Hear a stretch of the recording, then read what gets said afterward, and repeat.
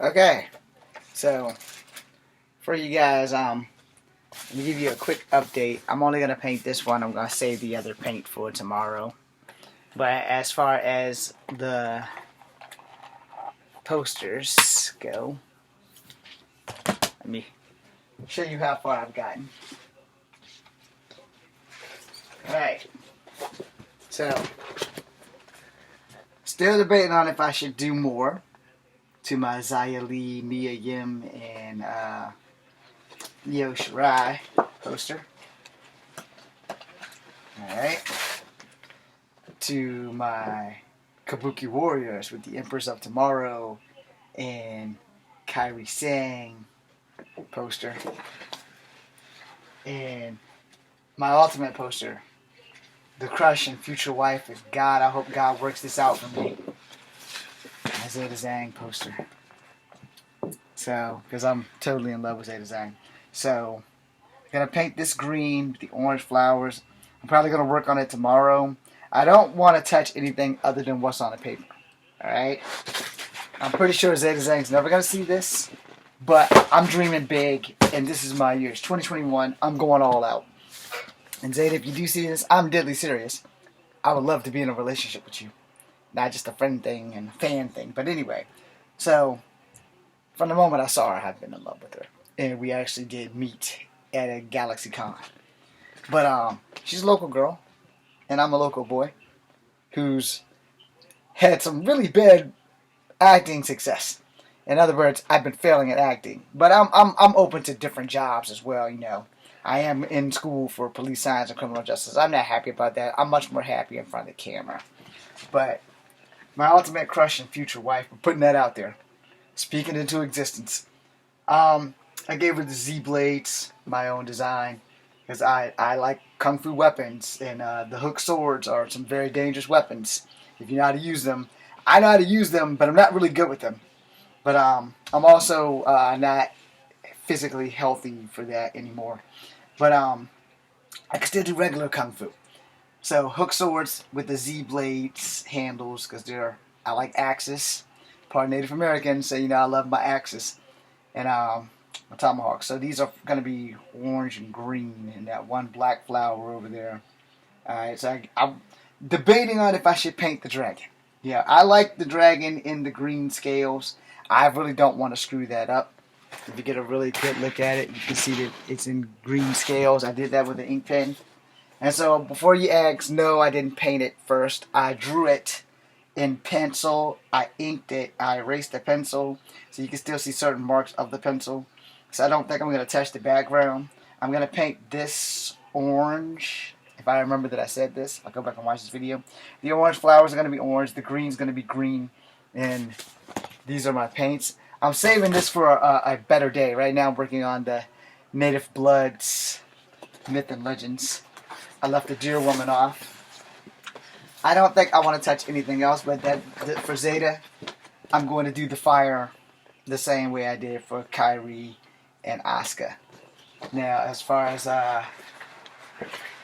Zaya Lee, Mia Yim, and Io Shirai, I pretty much left them that way. I don't think I really can add anything else to it without totally screwing it up. So, there you have it. Now, I'm going to lift this poster up before I paint. And don't worry, I'm not going to put any arrows through it. Because usually when I make these, I make them for targeting from my bow and arrow. And the story behind my bow and arrow is that when I was on the shelf for like the last 3 years and some change for my hip replacement, I had to pick up a hobby, so I might as well go back to my roots. I loved archery as a kid. It wasn't just a Native American thing, but I also didn't know I was Native American at the time. So, here's some Native American legends. So we have the Yeti. I'm still working on the Sasquatch and the Thunderbird. We have Coyote the Trickster. I didn't want to put a coyote's head on him because drawing animal heads are hard as fuck. So, you have the Yeti, Sasquatch, Bigfoot, etc. Coyote the Trickster, the Sky People, the Thunderbird. I don't have the Deer Woman, and I don't have the Polar Bear guy. which are part of my Love 13 series, which I'm working on page publishing. I want to see how far American Kono Each goes before I let them get a hold of Love 13, but they're really wanting Love 13. So if they really want Love 13 and I can make enough money off of my American Kono Each book, then I'm down. I just don't want to have to work that hard to pay to get the book published. You know what I mean? Because I'm paying for this one to get published, and it should be published by March. So what we're going to do, you guys are going to endure about 15 minutes of me painting Sasquatch. And I'm going to explain why I got water paint instead of like the paint. Alright, any good artist will tell you that knowing your limits and pushing them can be a good thing. Any mediocre artist, or a person who, like me, had to draw and then paint, artistry has a thing to it. Alright? I know my limits, so I don't try to push my limits. It's not the same for me as if I'm doing Kung Fu. Alright? See, when I'm doing Kung Fu, I know that perfection is not something that comes easy with Kung Fu. But when you are painting something and you don't have steady hands, you're bound to make a mistake. I am good at drawing with pencil so that I can recover from making any like tangible mistakes. But when it comes down to painting, it's not something that I'm really good at. Versus totally screwing up. I would prefer not to totally screw up and have to like try to redraw this, because I'm one of those artists, I can't draw it twice.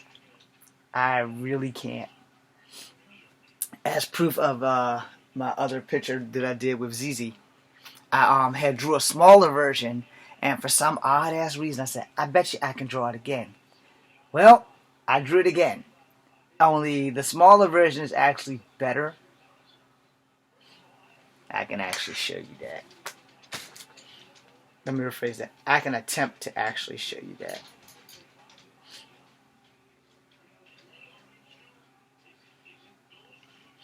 Let me see. I had to do something really quickly because freaking I was responding to something and it was kind of important, kind of not. Okay. Is that it? Alright. So this is the smaller version of the picture. And no. Yep, I guess that's it before I painted it. And this is all of that before I painted it. I have no idea if you guys can actually see that. Anyway, so here we are. Some things I honestly cannot, and I specifically not trying to be an asshole about it, some things I honestly just cannot draw again. Like, at all. You know. And I would like to make this video, but I'm not gonna embarrass anybody. But there's some people in this thing that I was responding to. Let's see. Something about shooting skyrockets in my town. Well, somebody who bullied me is like a spokesperson for this shit. And I'm sorry. I'm glad he found his righteousness or whatever.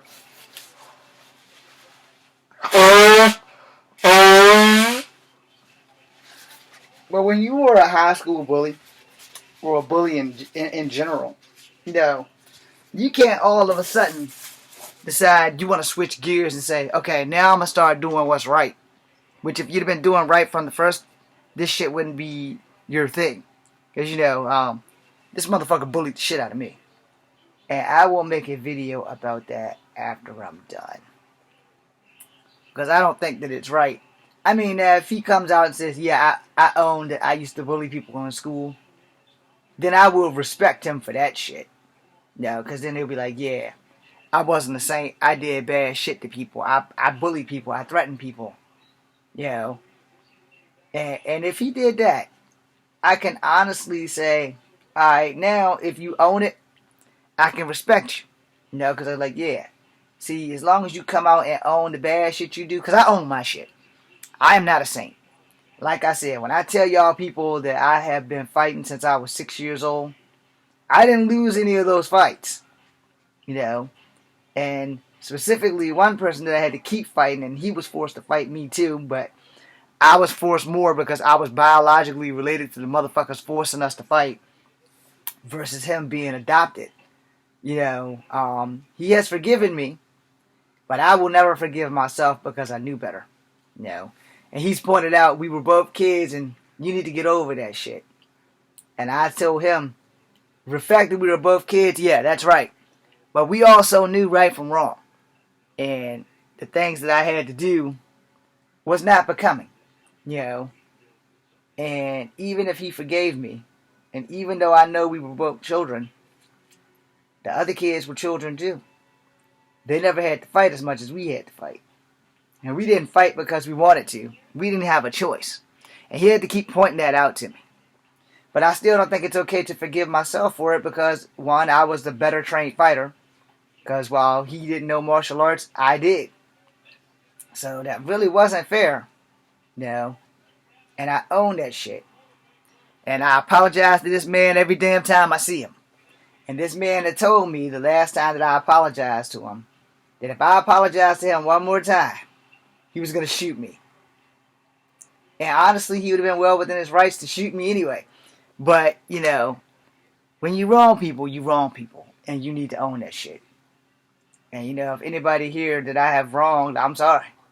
Not that I've wronged anybody else after my fucking street fighting days were over. Anything after 15 years old, or anything after 12 years old, actually, because that's when the shit actually stopped. When my dad finally figured out what the hell was going on and put a stop to that shit. Anything after 12 years old, that shit's all on me. Anybody that I fought after I was 12, that whole week when I was 15 in the projects that I was fighting, I'm not apologizing for that shit. Because each one of those was a self-defense issue. But anything before that, that shit was on me. Anything from 6 to 12 years old, that shit was on me. Because it's what I did. And I got good at martial arts, which made me a more dangerous fighter.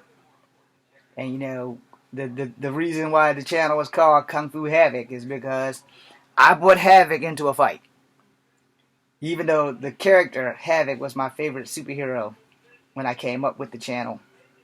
But I brought Havoc into fights. Because I'm the smallest guy in the room. I'm the most sought after target. Which means I had to be the best. And this is another reason why I always tell people that your size in a fight doesn't fucking matter.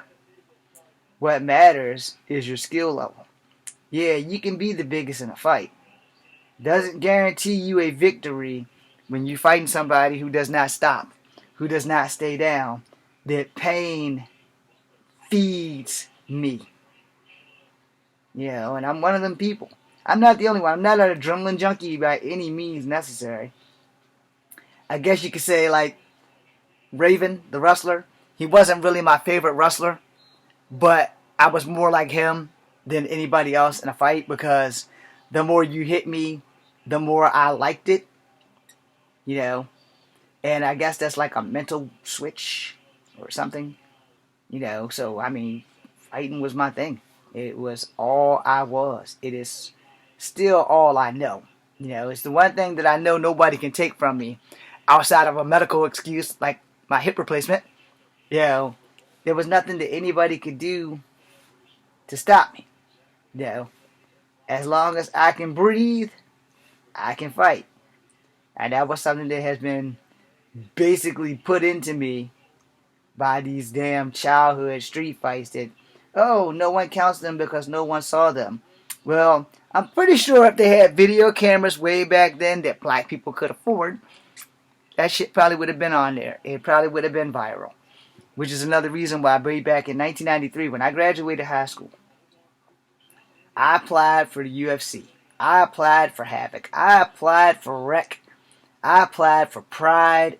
You name it. If there was a fucking sports organization to apply for, it was fighting. I applied for it. The problem was I was only 120 pounds. And no one would give me a job. And then it took until I was 37 years old for the UFC to do the 120 pounds. By this time, I'm 130 pounds. And I'm in the Army. Face down in Sand Hill. Mad as shit. Because I didn't find out about it until I got out of the Army. And when I got out of the Army, found out I need a new hip. Or I'm going to be crippled for the rest of my life. And the damn doctor said, James, no Kung Fu, no Wushu, no Wing Chun, no Taekwondo, no martial arts whatsoever. Unless martial arts has a breathing technique, aka Tai Chi, which has little to no fluent movements, you are not allowed to do it. Thank God for that Asian therapist.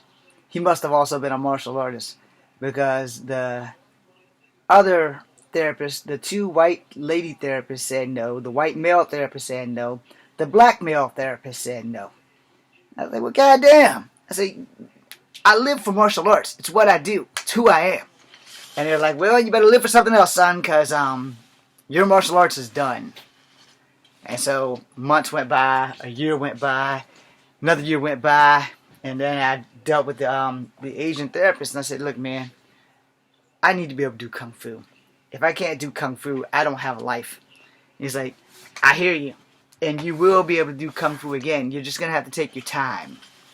And so, right then and there, I was like, okay. So I started going with his thoughts, instead of like all the negative thoughts about how I'll never be able to do Kung Fu again. And I was like, okay. So after that, there was no ifs, ands, and buts about it. I decided I'm going to do martial arts even if it kills me. And once they cleared me for jogging, oh, it was on. I didn't jog like one day. I ran once because my nephew, Lil O, was being a little smart ass. And he said, I bet you can't outrun me. And I said, I bet you're right. And then I looked at his shoes. And he was wearing those slide sandal things. I don't know what the fucking call, okay? I'm 47. Give me a break. So I said, all right, how far are we running? He was like, we're going to run from the stop sign to the other end of the block and back. And I said, I can't make it that far, so how about we run from one end of the block past my car? And that would be that. And he said, okay. And then he took off running. And then I outran him. And after that, I started my martial arts all over again. I said, well, if I can fucking run, I can kick. And if I can kick, I can punch. Now, I can no longer do wushu. So all of the flying shit is out. Even though every now and again, I'll slide in a tornado kick. And if you've been watching, if you watched my videos last night, I did some bound fighting in the house. I probably won't do it outside again for a while because it's cold as fuck. And it's fine when you're moving, but once that cold literally sets in, I am done. And I do not function well in the cold. Which is why if I win the lottery, first things first, I'm buying me a house in Hawaii. There's no snow there, and I might get a winter breeze. I've never been to Hawaii, but I have been to Canada. So, I'm going to buy me a house in Hawaii. Now, if my acting career finally gets off the ground, I'm definitely buying me a house in Hawaii. Now, if I get lucky, I'll have two. I'll buy one in Vancouver, Canada. So if that's the only place that I'll ever get work, I'll have a place to live. I don't have to keep paying for hotels. It won't be like a super big house. I'll save that for wherever, if I marry my crush, wherever the hell she wants to retire, as long as it's not Virginia. then that'll be the place that I'll buy the big house. You know, I don't want to put a fuck ton of money into anything that I can't keep, like forever. Just saying, you know, my crush is totally like in Taiwan right now. So if that was the place she wanted to go, and would live out the rest of our lives there, and that's the place I'd be. You know, yes, I know it's a big dream, but if you're gonna dream, dream big, and who knows, speaking shit into existence does work. You know, so I'm speaking it into existence, and I'm praying that God does the rest. I really want to marry Zeta Zhang and get this off my chest. Yes, I do some poetry. I think I actually might do some poetry in my videos. No. You guys let me know if you think I should do some poetry. Oh yeah, to the guy watching, thanks for the idea. And don't think that it hasn't crossed my mind that I should look into becoming a porn star. I thought about it. I honestly, truly, to God, thought about it, but I don't know what actually goes into that. I don't know, like, if I am big enough in the nether regions for that. And according to some porn people, because I have done my research, according to some porn people, that's where size doesn't matter. And I'm thinking to myself, yeah, fucking right. It's like, obviously, they're not watching the same shit that I've watched. I'm going to make the words Coyote the Trickster in green. And I think I'm going to put the sky people in black or blue. No, it's going to be blue. But the words Coyote is going to be in green. And I want to make sure, you know, that everything pulls itself together. One thing about painting, no. I'm going to do light green for the word coyote, and I think the trickster will be dark green. Again, I don't have a steady hand, which is the problem. No. And if you have a steady hand, then painting's probably your thing. I know you're thinking, but James, you have a steady hand when you're working weapons. Okay, steady hand when working weapons is a whole nother ballgame. Because having a steady hand when you're painting is paramount. Hand-eye coordination while drawing, paramount.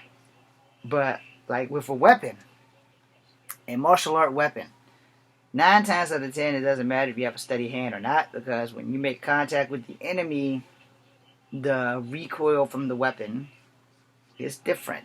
And by recoil, I'm not talking about a gun recoil. I'm talking about like if you hit something solid with those nunchucks. Ah, damn it, went out of the line. If you hit something solid with those nunchucks, you're gonna fucking know it. And you're not gonna be the only one that fucking knows it. So just putting that out there, you're gonna know it because that thing's gonna come flying back at you. It's gonna be coming back with a force that you probably won't be ready for.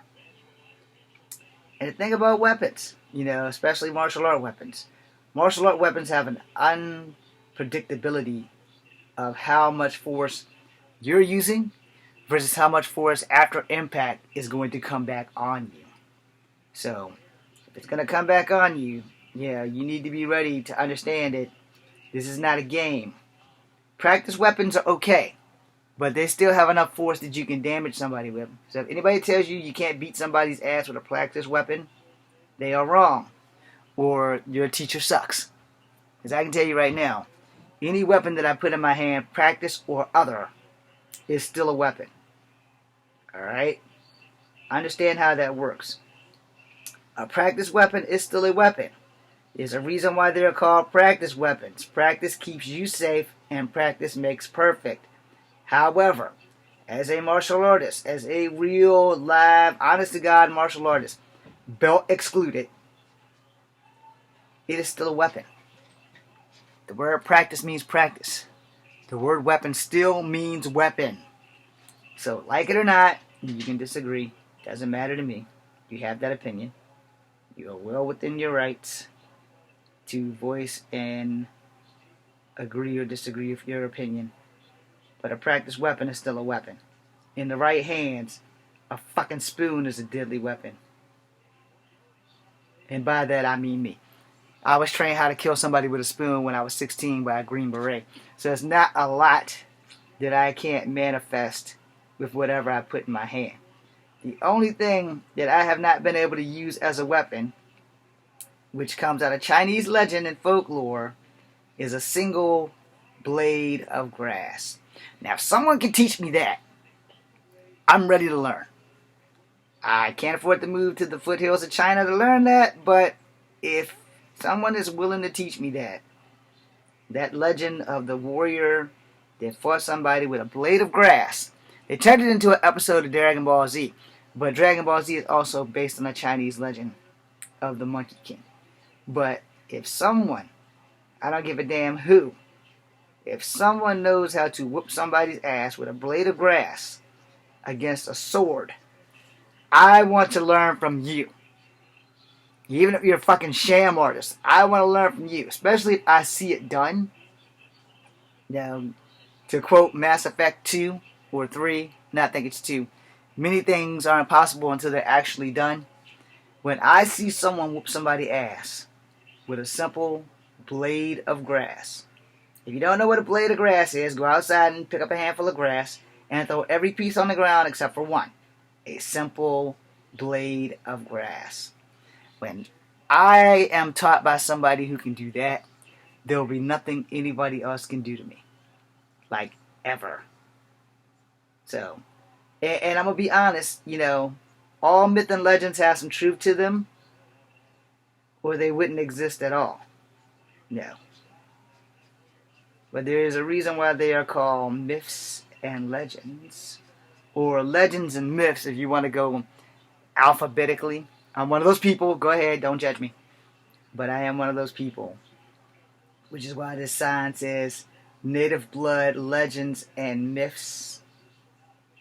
Might not even have the word "and" on this son bitch. Let me double check that. No, it doesn't. But we're going to fix that. We're going to use this little bit of green paint right here and make that sign.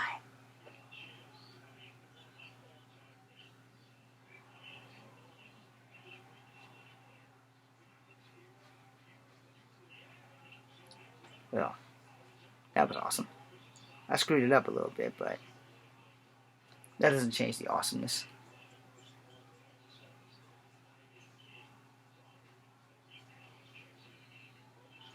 I don't know who came up with these symbols and shit.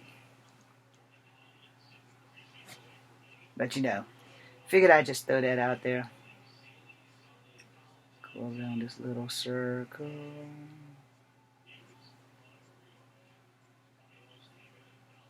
Yes, I left off the deer woman. I wanted to add more. If I choose to do a better picture of this, then I can put the deer woman in. But while we're on the deer woman,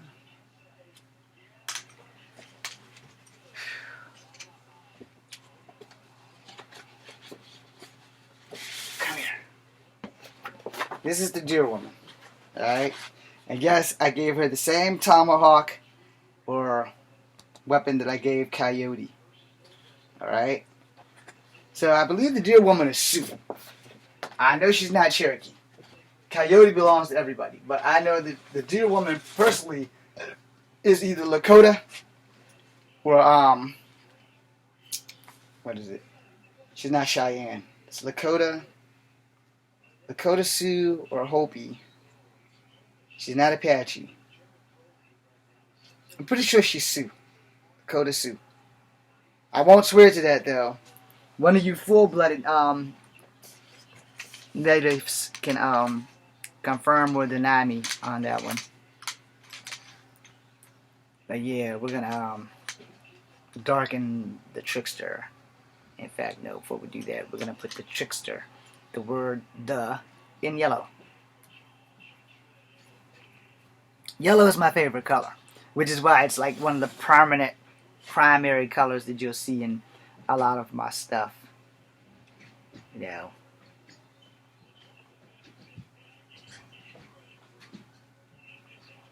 I'm sorry. I'm honest. Yellow is like my favorite color of all time. Yeah, I know. It's not a macho color, but I am not a macho man. Macho man. I want to be a macho man. Macho man. I want to be a macho. I want to be that man that all the chicks really want to love and ride my shit. I want to be that kind of guy that all the girls swoon for, and I'll make them cry. Macho man. These ain't the words to the original band. Macho man. I got to be a macho. Macho man. I wanna win all of the fans. Macho man. I got to be a macho. Macho man. My yellow paint is thin and there's a hole in the can. Macho man. I got to be a macho. I don't care what you say, I'm coming down. I'm gonna save the day, 'cause I'm not an ass clown. Time to turn the damn trickster to green. I'm going to successfully live out my dream. Macho man. I got to be a macho man. Macho man. I got to be a macho. Macho man. This is a dark green, so we gotta switch my water up for dark colors. Macho man. I got to be a macho. Macho man. I got to be a macho man.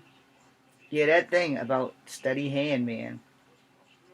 You know, after you ink a picture and you start painting it, this is why your steady hand must be part of your plan. And this would make me the man if only I had a steady hand. I'm sorry, y'all. This is some time-consuming stuff, you know. That's why I'm not gonna add any more to it. You guys are only gonna see me paint like the trickster, and we're gonna call it done. You know, I mean, there's better things that you could be watching on YouTube than some mixed guy painting Coyote the Trickster's name. Of course, if you're bored as fuck and you're sitting at the house bored, then this is probably not helping you at all. You know, because this is boring. It's not boring for me because I'm the one doing the activity. You know, it's probably boring as hell for you because you're watching me paint.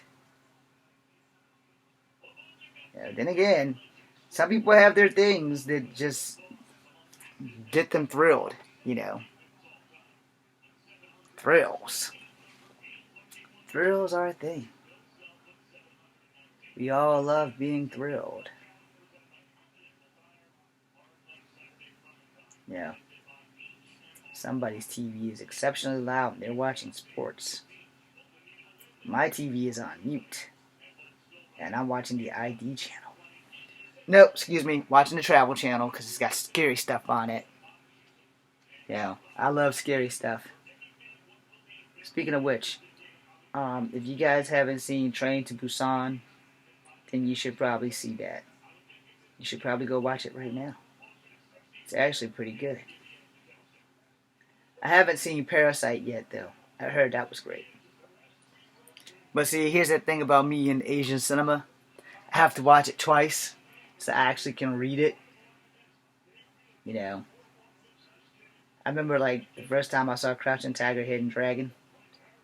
And it was a bootleg.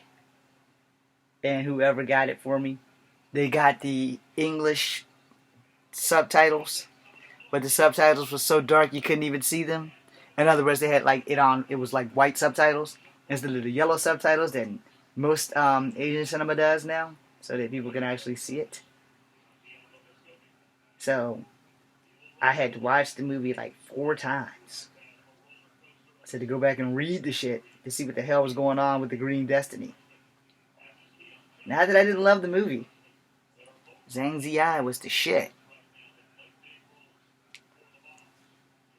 Then I saw her in House of Flying Daggers, which I also had to watch twice.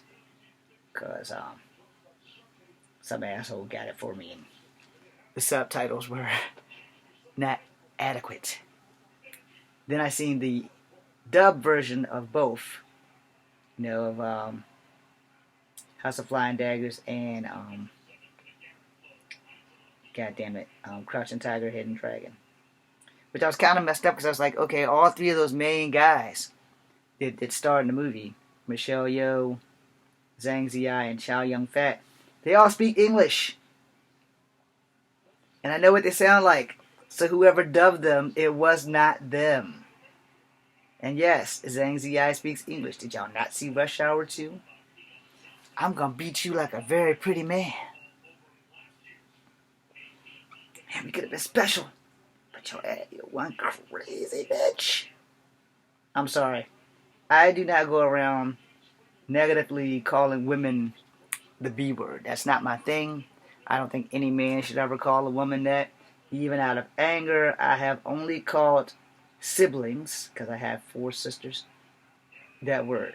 And I was wrong in doing that too. Yes, I own it. There have been many a times where I have described at least 2 or 3 of my siblings as the B word. No. You gotta own your shit, yo. I'm sorry. You have to own it. You may not like it. You may not want to acknowledge that everyone does some evil shit.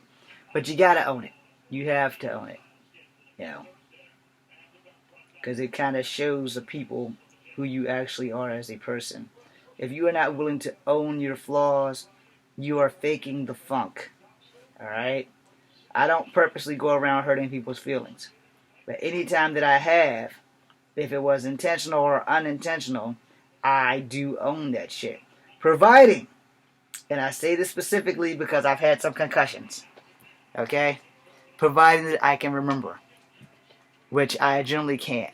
I can remember some of the things. I can remember how I got my concussions. Believe it or not, I can remember that dumb shit.